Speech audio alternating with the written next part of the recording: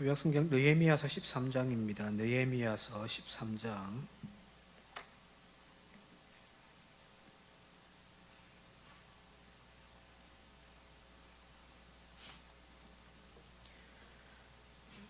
(4절에서 9절까지) 말씀입니다. 느헤미야 13장 4절에서 9절까지 한 절씩 교독하겠습니다. 이전에 우리 하나님의 전의 방을 맡은 제사장 엘리야십이 도비야와 연락이 있었으므로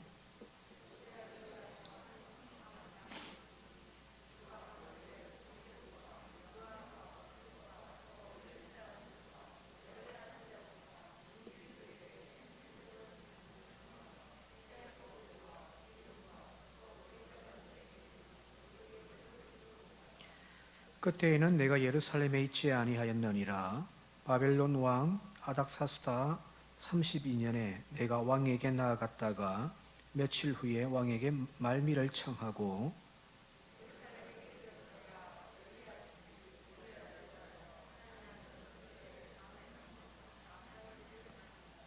내가 심히 근심하여 도비야의 세간을 그 방 밖으로 다 내어 던지고 명령하여 그 방을 정결하게 하고 하나님의 전의 거릇과 소제물과 유향을 다시 거리로 들여 놓았느니라. 아멘. 지난 시간까지 포로 귀환했던 유대 공동체가 다시금 에스라의 개혁과 느헤미야의 개혁을 통해서 하나님 앞에 안식일을 철저하게 지키겠습니다. 약속한 것. 11조를 또 서약하고 또 성전에 제2에 사용되어지는 모든 재물들을 지원하겠다라고 하는 다짐, 그리고 이방인들과 우리가 단절하겠습니다. 그런 결단들을 했다는 사실을 살펴봤잖아요, 그죠? 거기 바로 느헤미야 10장에 나와 있습니다만은 전체 좀 깁니다만은 그냥 몇 구절만 좀 잘라서 보게 되어지면은 30절에 10장 30절에 우리의 딸들을 이 땅 백성에게 주지 아니하고 우리의 아들들을 위하여 그들의 딸들을 데려오지 아니할 것이다. 이제 그들과 그냥 섞여 살아 버렸잖아요, 그죠? 그 이유는 유대에는 지금 나약한 힘이 없는 그냥 포로 귀환해 오는 공동체이고 숫자도 많지가 않습니다, 그죠? 그러니까 어쩔 수 없이 그게 힘센 사람들 틈에 살려면 그들과 교류하며 살아야 될 거 아니에요. 그래서 막 자식도 서로 막 통혼하면서 결혼도 시키고 했는데 이제 그거 끊겠습니다. 그리고 31절에 혹시 이 땅의 백성이 안식일에 물품이나 온갖 곡물을 가져다가 팔려고 할지라도 우리가 안식일이나 성일에는 그들에게서 사지 않겠습니다. 10계명의 중요한 4계명인가요? 안식일을 철저하게 지키라고 하는 그 계명을 철저하게 지키겠다는 거잖아요. 37절 함께 같이 한번 읽겠습니다. 시작. 또 처음 익은 밀의 가루와 거제물과 각종 과목의 열매와 새 포도주와 기름을 제사장들에게로 가져다가 우리 하나님의 전의 여러 방에 두고 또 우리 산물의 11조를 레위 사람들에게 주리라. 그래서 레위 사람들을 생기를 우리가 지원하겠다는 거잖아요. 책임지겠습니다. 그래서 그들이 전적으로 하나님의 성전을 해서 이제 봉사할 수 있도록 하는 일들을 우리가 감당하겠습니다. 그래서 지난번에 말씀드렸듯이 우리가 하나님의 전을 버려두지 않겠습니다 하고 결단을 한단 말이에요. 그죠? 자, 이렇게 보게 되어질 때에 유대 공동체가 완전히 새로운 이제 언약 공동체로 이제 거듭나는 듯해 보이잖아요, 그죠? 하나님 앞에 늪적 엎드리고 이제 세상 줄 다 끊고 하나님의 말씀에 의해서 하나님이 이 땅에서 이루고자 하셨던 거룩한 나라를, 하나님의 제사장 나라를 세워보겠습니다 하며 결단하며 지금 했단 말이에요. 자, 거룩한 이 자손들이 거하는 이 거룩한 예루살렘 성, 그리고 또 율법과 하나님의 말씀을 우리가 충성하겠습니다. 하나님의 성전을 내버려 두지 아니하고 이곳에서 하나님이 다스리는 나라 되게 하겠습니다 라고 했는데, 오늘 본문 넘어와 버리면 이제 느헤미야 13장 이제 끝장인데 보게 되시면은 다시금 손바닥 뒤집듯이 원래 자리로 돌아가 버리는. 성전은 다시금 더럽히게 되어지고요. 오늘 그 본문 좀 말씀 살펴볼게요. 하나님의 성전이 다시금 더럽혀지게 되어지고 또 거기에서 봉사하는 레위인들과 노래하는 사람들 다 하나님의 성전을 버려두고 도망가 버렸다고 표현 나오거든요. 17부터 14절에 보게 되어지니까 그 이유는 다음 시간에 좀 살펴보도록 할게요. 그 이유는 배가 고프니까 도망간 거예요. 교인들이 헌금을 안 하니까 교회에 뭐 재정이 바닥이 나버리죠. 목사도 이제 먹고 살아야 되니까 이제 나가서 일을 하는 거죠. 여기 도망갔단 말이 무서워 도망갔다는 것이 아니라 먹고 살 걱정 근심 때문에 하나님의 성전을 버려두고 이제 세상을 나아갔다는 거거든요. 그리고 15절과 16절에 보게 되어지면 안식일 날 장사하지 않겠습니다. 그죠? 이방인들이 물건을 팔러 오더라도 안식일 날에는 우리가 절대 물건을 매매하지 않겠습니다. 안식일을 철저하게 지키겠습니다. 다짐을 했는데 웬걸요? 나중에 보면 또 안식일 날 막 장사하고 난리 났단 말이에요. 한마디로 하나님의 백성이 하나님과 맺었던 그 언약, 우리가 하나님의 전을 버려두지 아니하리라고 했던 그 언약을 이제 다시금 원점으로 돌려버려서 하나님의 성전이 제사장들이 없을 정도로 이제 비어져 버리는, 버려진 그런 성전이 되어져 버리는. 자, 주일날 교인들이 교회를 안 나와요. 주일날 뭐 일 있다고 해서 막 교회를 안 나와요. 그런 교인들의 믿음 생활이 온전하겠습니까? 하나님의 전인 성전을 내버려 두고 주일날 주일 성수도 하지들 않는데 각자 집에서 기도 열심히 생활하고 성경책 열심히 읽고 막 믿음 생활 정말 잘 할 수 있을까요? 아니죠, 그죠? 여기 하나님의 성전을 버려두었다라는 이 상황을 보게 되어지면은 이스라엘이 다시금 하나님의 그 언약했던 약속을 다 깨어버리고 원점으로 돌아가 버렸다는 이야기예요. 자, 그리 본다면은 참 사람은 쉽게 변하지 않는다는 이유가 바로 여기 있지 않을까라는 거예요. 그러니까 성경은 인간을 이제 그 정의 내릴 때 죄인이더라고, 악하다고, 근본 그 본성이 악하다고 보는 거예요. 물론 이제 조금 더 깊이 들어가면은 하나님의 성품을, 하나님의 형상을 따라 창조되어진 본래의 인간의 모습은 선한 것이고 토부이시고, 그죠? 하나님 보시기에도 아름다운 존재지만 타락한 인간, 하나님의 구원의 은혜가 임하지 아니하는 그 인간의 본성이란 사실은 악하죠. 그래서 지금 당장은 은혜 받고, 그죠? 은혜 받고 신앙의 열정, 그것 가지고 변화되어진 어떤 삶의 모습을 쫙 보여주고 한단 말이에요. 그러나 어느 순간 그 열정이 식어지고 하나님의 은혜가, 그 은혜의 감격이 점점 식어져 버리게 되어질 때에 그렇게 거룩하고 아름답고 친절했던 그 본성이 다시금 다 본래 자리로 다 돌아가 버리잖아요. 그래서 사람은 변하지 않는다라고 하는 거예요. 극단적인 예를 들어서 이야기한다면 늘 말씀드립니다만은 부흥회 때는 얼마나 믿음들이 좋아요. 그죠? 부흥회 끝나고 난 다음에는 한 일주일은 새벽 기도가 막 교인들이 막 와서 기도한단 말이에요.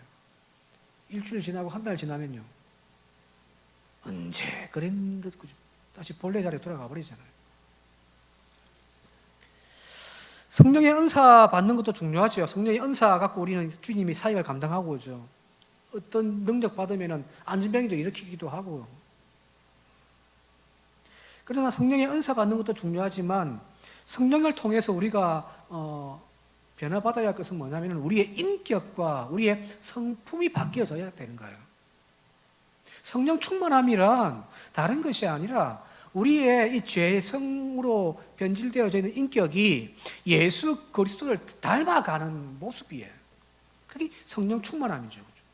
여러분 잘 아시는 고린도전서, 바울이 고린도 교회에 편지를 보냈는데 고린도 교회에 여러 문제들이 있지만 그 후반부에 보게 되시면은 여러 은사들에 대한 이야기도 나오잖아요. 방언기도, 예언의 은사, 또 치유의 은사도 나오기도 하고 그죠.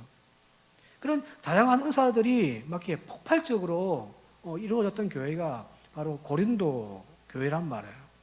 근데 앞부분에 보게 되어지면은 나는 바울파요, 나는 아볼로파요, 나는 게바파요, 나는 그리스도파요 하면서 서로 막 팝을 지어가지고 막 분쟁하는 그런 교회란 말이에요.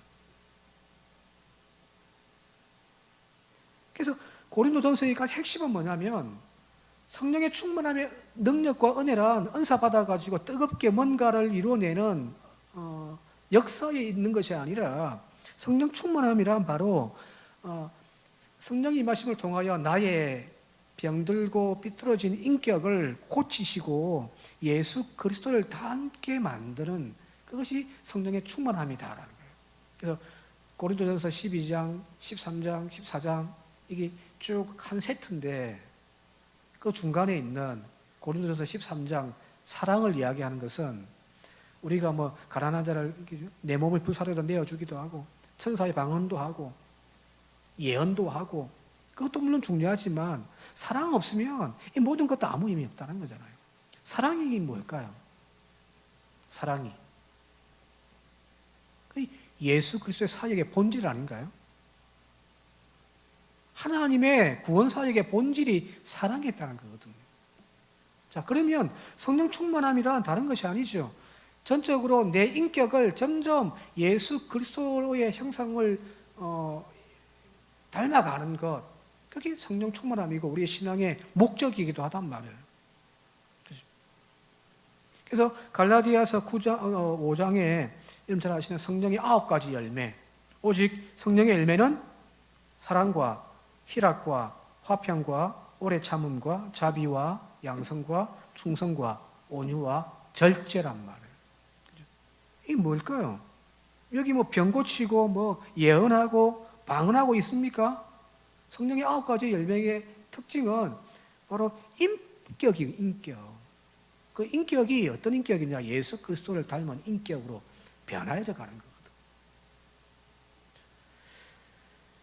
자, 그래서 성경을 읽고 묵상하는 것,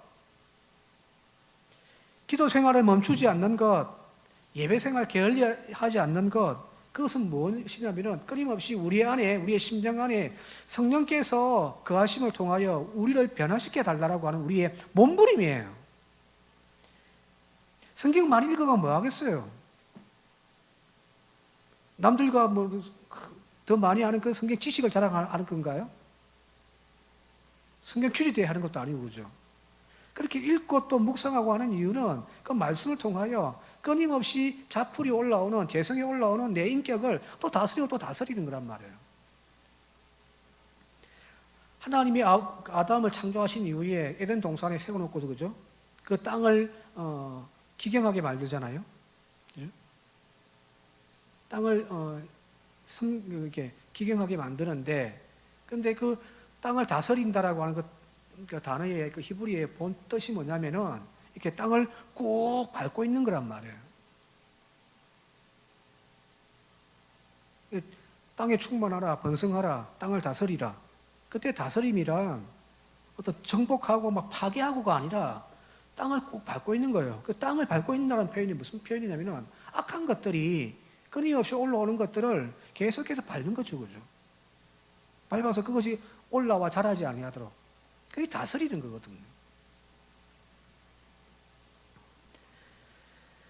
따라서 끊임없이 하나님의 말씀을 통해서 자기의 영혼을, 내 심령을 또 씻어내고 또 씻어내고 또 영적인 훈련을 통해서 성령님께서 그 하시는, 그래서 내 말과 내 생각과 내 인격을 변화시키도록 끊임없이 몸부림치는 것이 그게 믿음 생활이에요.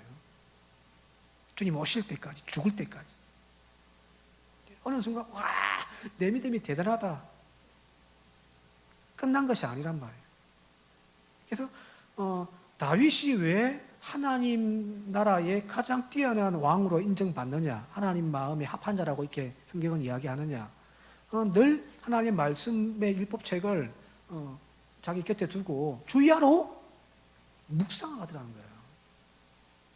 그 말씀 앞에서 교만해지기 쉬운 그 왕의 자리에서 교만해지기 쉬운 자기를 또 다스리고 또 다스리는 거예요. 그래서 또 한 걸음 한 걸음 걸어가는 거죠. 그렇게 본다면은 멈추는 순간부터 끝나는 거예요. 어제 새벽이었던가요? 사무엘이 자기 민족 백성들을 향하여 내가 너희들을 위하여 기도를 쉬는 죄를 범치 않겠노라.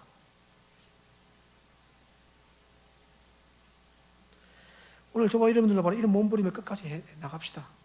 완성이 없어요. 이 땅에서는 우리의 신앙에 완성이 없단 말이에요. 그래서 하나님의 나라는 이미와 아직인 거죠. 이미 우리 안에 들어와 있지만 아직 완성된 것이 아니죠. 어제보다 조금 더 나은 목사, 어제보다 조금 더 나은 장로, 어제보다 조금 더 나은 권사가 되어져야죠. 그죠? 어제보다 더 퇴보했어요. 문제있던 거란 말이에요. 어제의 열정과 어제의 헌신의 땀방울을 흘렸던 것들이 지금 점점 식어지고 있다? 자기 스스로를 틱틱질해야죠. 왜요?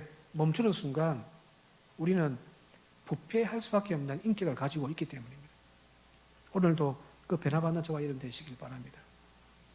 오늘 말씀으로 들어가 볼게요. 오늘 말씀과 다음 시간에 이제 이스라엘이 어떻게 변질되어졌는지 한번 살펴보는데, 오늘은 한 가지 첫 번째인데, 느헤미야가 BC 444년쯤에 페르시아의 왕 아닥사스다 왕 20년째, 제위 20년째에 잘 아시는 대로 왕의 술을 올리는 관원으로서 예루살렘 소식을 듣고 막 통회하다, 그죠?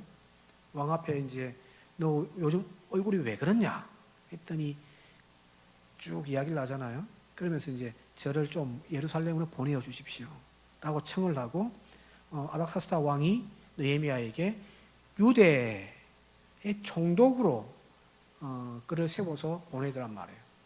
그리고 예루살렘에 와서 그가 12년 동안 총독으로서 공동체를 일구고 세워나가는, 성벽도 건설하기도 하고 개혁도 일으키기도 하고. 12년이 끝나자 이게 이 총독직이라는 것이 뭐 영구 죽을 때까지 하는 직책이 아니니까 아마 12년 정도가 끝이었던 모양이에요. 그래서 지금 이제 본국으로 페르시아 소상국으로 다시 돌아가 버립니다. 이해되시죠? 임명직이니까.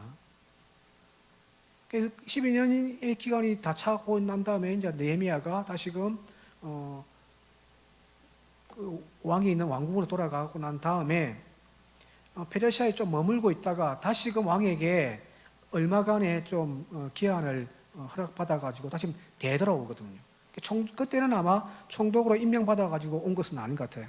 개인적으로 이제 왕에게 부탁을 해서 일정 기일 안에 좀 예루살렘 다녀오게 해주십시오 하고 이제 돌아왔는데, 대략 저 페르시아 왕궁에 머물렀던 것이 한 짧게는 2년, 길게는 10년 정도 봐요. 기록이 없으니까 어느 정도, 성경에는 뭐 며칠 후 이렇게 돼 있는데 이게 뭐 가자마자 왕에게 보고하고 바로 며칠 뒤에 또 온 것이 아니란 말이에요. 이 히브리 단어가 며칠로 일의 끝 이런 표현이거든요. 그러니까 내가 거기에서 머물고 있는 일의 끝날 시점에 내가 왕에게 요청을 해서 예루살렘에 당분간 좀 다녀올 수 있도록 허락받아가지고 다시 돌아온 거예요. 처음에 와서 이제 성벽도 재건하고 이스라엘 공동체를 막 잘 바꾸어가지고 건강하게 세워놓고 이제 갔단 말이에요. 그죠? 그리고 한 몇 년 좀 지나서 다시 돌아왔는데, 돌아와서 보게 되어지니까 이스라엘 공동체가, 유대 공동체가 지금 엉망이 되어버린 거죠. 앞서 우리 처음 시작할 때 이야기했듯이 안식일 철저하게 지키겠습니다. 하나님 성전을 버려두지 않겠습니다. 그죠? 얼마나 잘했어요. 이스라엘 백성으로서 이방인들과 관계 다 끊겠습니다. 그거 다 정리해놓고 갔는데 갔다 오니까 그거 도루묵인. 4절과 5절 말씀을 한번 함께 읽어볼게요. 4절 5절 시작. 이에 우리 하나님의 전의 방을 맡은 제사장 엘리아십이 도비야와 연락이 있었으므로 도비야를 위하여 한 큰 방을 만들었으니 그 방은 원래 소재물과 유향과 그릇과 또 레위 사람들과 노래하는 자들과 문지기들에게 11조로 주는 곡물과 또 새 포도주와 기름과 또 제사장에게 주는 거제물을 두는 곳이다. 여기 이제 성전 뜰에 이제 이렇게 안에 지성소가 있고 내 성소가 있고 이 옆으로 이제 방들이 있단 말이에요. 여기 이제 본당에 있으면 본당 옆에 이제 방들이 쭉 3층으로. 그 방에는 이제 여러 가지 이제 기물들도 갖다 놓고 제사장들이 머무는 그런 방들이란 말이에요. 근데 여기 보니까 이 성전의 큰 방 하나에 도비아라고 하는 인물을 위해서 그 방을 꾸며놨더라는 거예요. 여기 도비아라고 하는 인물이 어떤 인물인가요? 이미 앞에서 우리 봤잖아요. 느헤미야가 와서 성벽을 다시 재건하려고 할 때에 그 지역을 원래 다스리고 있었던 영향권을 형성하고 있었던 사마리아의 총독 산바랏과 또 암몬 사람 도비아가 서로 친해요. 근데 이제 유다 총독이라고 하고 딱 와가지고 자기들끼리 뭐 또 하고 있고 그러니까 이것들이 방해를 하죠, 그죠? 끊임없이 방해를 하고 또 협박을 하고 그죠? 성벽을 지어봐라, 여우가 올라가면 다 허물어질 거다 하고 놀리기도 하고. 바로 그렇게 하나님의 도성인 예루살렘 성벽을 재건하는 일을 방해하고 공격했던 인물 아닌가요? 쉽게 이야기하면 원수였단 말이에요. 느헤미야가 막 적대시하는 원수. 그런데 느헤미야가 잠시 자리를 비고 이제 가고 난 다음에 오히려 도비아와 손을 잡고 있단 말이에요. 아마 자신들을 방어해주고 방해하고 위협하던 그 인물들이잖아요. 그죠? 근데 그들과 괜히 뭐 적을 쥐고 살아봤자 우리에게 손해된다고 생각해서 아마 다시 손을 잡았던 모양이에요. 그래서 이제 그들과 이제 또 하나가 되어져 버린 거죠. 그들과 우리가 단절하겠습니다라고 하는 고백, 그 어떤 결단들은 다시금 원점으로 돌아가 버리고. 근데 더 큰 문제가 이 도비아를 위하여 큰 방을 꾸려놨는데 그 큰 방이 원래는 성전 안에서 여기에 나와 있듯이 본래 소재물과 유향과 그릇과 레위 사람들과 노래하는 자들과 문지기들에게 11조를 주기 위한 곡물과 새 포도주와 기름을 또 거제물을 보관해 놓는 장소였란 말이에요. 하나님 앞에 예물 드리기 위하여 그 성물들을 보관해 놓은 장소인데 그 방을 치워버리고 도비아를 위하여 방을 만들었단 말이에요. 이 말이 된가요? 성전 뜰에는 유대인들이 성전 뜰까지는 들어갈 수가 있거든요. 번제단 앞에까지. 왜 거기에 이제 희생 제물을 드리니까. 근데 이 성전 넘어서 하나님의 성막이라고 이야기할 수 있는 그 지역에는 제사장 외에는 들어갈 수가 없단 말이에요. 그런데 지금 이 이방인 암몬 사람인 이방인이 지금 하나님의 성전에 방을 하나 만들어 가지고 출장 오면은 거기서 기걸하고 자고 하고 했단 말이거든요. 바로 이 지역은 거룩한 하나님의 성전인데 이 거룩한 성전을 도비아 같은 인물에게 방을 내어줌을 통하여서 성전을 지금 더럽히고 있는 거죠. 만약에 목사님 제가 아는 그 스님, 유명한 스님이 한 분 좀 친해가지고 한 번씩 우리 집에 놀러 오는 건 괜찮죠, 그죠? 그죠? 목사가 뭐 스님 만나가지고 뭐 차 한잔 마시고 밥 먹는다고 막 욕하지는 않겠죠. 근데 문제는 그 스님이 와서 교회 본당이나 이게 여기다가 제가 방을 하나 만들어 놓고서 오고 가면서 쉬어 하면 당장 우리 장로님들이 저를 막 쫓아낼 거 아니에요. 말이 안 된단 말이에요. 그죠? 이렇게 말이 안 될 정도로 하나님의 성전을 불경하게 여겨버린 거죠. 세상 권력과 짝을 하기 위하여 아마 왜 하나님의 성전 안에다가 이 도비아의 방을 만들어줬을까? 뭐 밖에 나가면 더 좋은 호텔도 있을 건데, 그죠? 왜 그럴까요? 그 당시에는 왕궁이 없죠, 그죠? 이들이 돌아와서 지었던 것이 성전을 지었고 하나님의 예루살렘 성벽 건축하는 일들, 각자 사는 집들을 했기 때문에 왕궁은 지금 없어요. 근데 그 권력자가 와서 머물 수 있는 일반인들 집에 머물게 하겠어요? 그래서 최고의 권위가 있는 장소에다가 모실 거 아니에요. 근데 그 최고의 권위가 있는 장소가 어디냐면 성전이란 말이에요. 그죠? 그들에게서는 최고의 장소는 성전이니까. 예, 최고로 모신다고 모셔가지고 방을 만들어 놓은 것이 뭐냐면 하나님의 성전 안에다가 이방인 도비아의 방을 떡하니 만들어 놨단 말이에요. 정신 나간 거죠. 느헤미야가 이제 본국에 갔다가 다시금 돌아와서 보니까 이 사실을 알게 되어진 거죠. 그래서 7절, 8절, 9절 한번 읽겠습니다. 시작. 예루살렘에 이르러서야 엘리야십이 도비아를 위하여 하나님의 전뜰에 방을 만든 악한 일을 안지라. 내가 심히 근심하여 도비아의 세간을 그 방 밖으로 다 내어 던지고 명령하여 그 방을 정결하게 하고 하나님의 전의 그릇과 소재물과 유향을 다시 거리로 들여 놓았느니라.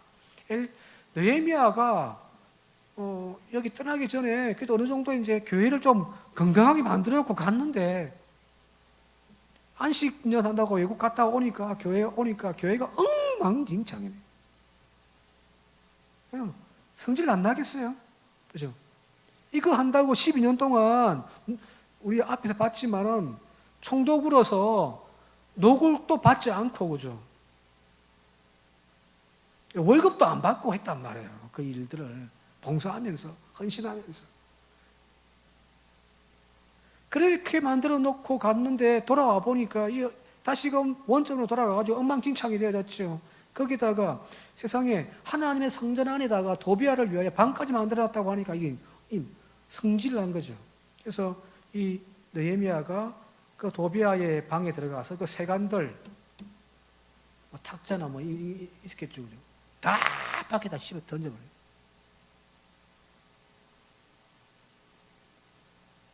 그리고 이야기합니다. 9절에 명령하여 그 방을 정결하게 하라. 자, 여기 정결하게 하라고 하는 9절 말씀, 명령. 그 방을 정결하게 하라는 그 의미가 어떤 의미일까요? 그 방에 들어가 있던 도비아의 세간살이들, 침대니 책상이니 그 안에 컴퓨터니, 그죠?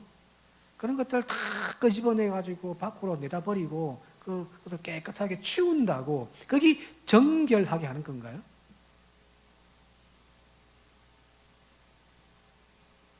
아니요.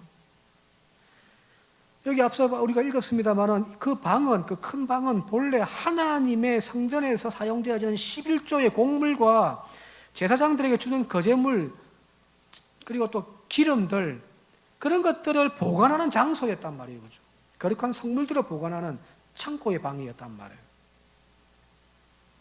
자, 다시금 그 방을 본래의 목적대로, 여기 나와요. 하나님의 전의 그릇과 소재물과 유향을 다시 거리로 들여 놓아라는 거예요. 도비아의 세간을 다 밖에 내던져 버리고 치워버리는 것이 정결하게 하는 것이 아니라, 그 단계까지가 아니라 더 나아가서 본래의 그 방의 목적에 맞게끔 채워넣는 것, 이게 정결이에요. 바로 진정한 개혁이란, 신앙개혁이란 어떤 것이냐면 우리의 잘못되어지고 비뚤어졌던 신앙생활들을 회개하고 고치고 그걸 끊어내는 것, 단절하는 것, 이것만이, 회개하는 것만이 신앙의 개혁이 아니란 거예요. 잘라내고 비워내면 어떻게 해요? 그래서 복음서에 나와 있듯이 악한 귀신 들렸던 사람이 그 악한 귀신을 쫓아내어 줬더니 그 방이 깨끗하게 비어 있어서 돌아와 보니까 방은 깨끗하게 치워졌는데 비어 있더라. 그래서 악한 7 귀신을 데리고 와서 다시 들어가 버리는 거잖아요. 비워놓는 것이, 치워내는 것이, 내가 만났던 여자와 안 만나고, 내가 마시던 술을 안 먹고, 내가 세상 즐거움 끌어내고, 그 정도만 한다고 해서 내 신앙이 완전하게 정결케 되어지고 하나님의 사람이 되어지는 것이 아니라는 거예요. 채워야죠. 채워야죠. 뭐로 채워요? 그 본래에 있어야 할 것들을 다시 채우는 거죠. 자, 우리의 심령에 본래 있어야 할 것이 무엇인가요? 우리의 심령에 본래 있어야 할 것이 무엇이 있습니까? 창세기 1장, 2장에 딱 나와 있잖아요. 하나님의 영이 채워져야죠. 하나님의 말씀이 채워져 있어야죠. 여기까지가 정결케 하는 거랍니다. 오늘 저와 여러분들의 심정이 마귀의 놀이터가 되어지지 않기를 바랍니다. 우리의 생각이 마귀의 놀이터가 되어졌으면 안 될 거 아니에요, 이거죠.